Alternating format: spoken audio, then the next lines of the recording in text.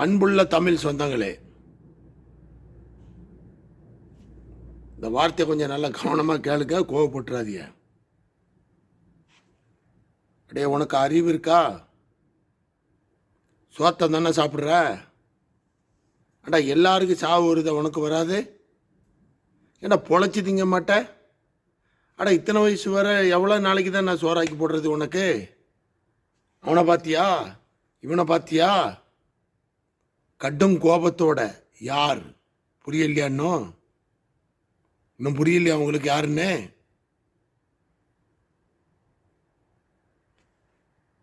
எவ்வளோ காலம் தாண்டா அவர் சம்பாதிச்சு போட்டுக்கிட்டே இருப்பாரு? தோலுக்கு மேலே வளர்ந்துருக்க, போக வேண்டியதானடா? ஏன்டா போக மாட்டேங்கிற? இதை செத்து தொலைக்க வேண்டியதானடா? இப்படியே ஊரை சுற்றிட்டு தெண்டச்சோறா தின்னுக்கிட்டே இருக்கியடா? போடா, போடாடி, யார் சொல்லுவா? தாய் ஒரு மகனை பார்த்து. ஆனால்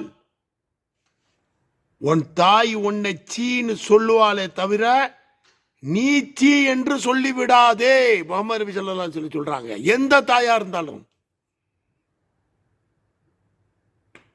தாய்க்குள்ள மரியாதை பார்த்தீங்களா? ஏன் தெரியுமா? தாயினுடைய காலில் தான் சொர்க்கமே இருக்கு. பணிவிடை செய்து பார், உன் தாய்க்கு சேர்த்ததை மேலே நீ வாங்கிக்கிருவா. தாயா காதலா?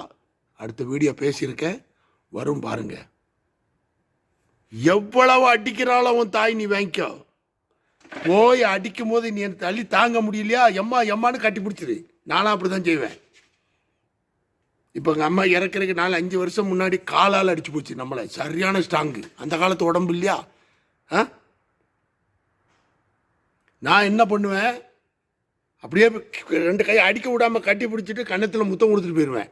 அதுக்கு இன்னும் கோவம் அதிகமாக வரும். இந்த அடி நல்ல அடி. எங்கள் அம்மா கிட்ட எல்லாரும் இருப்பாங்க வீட்டில்.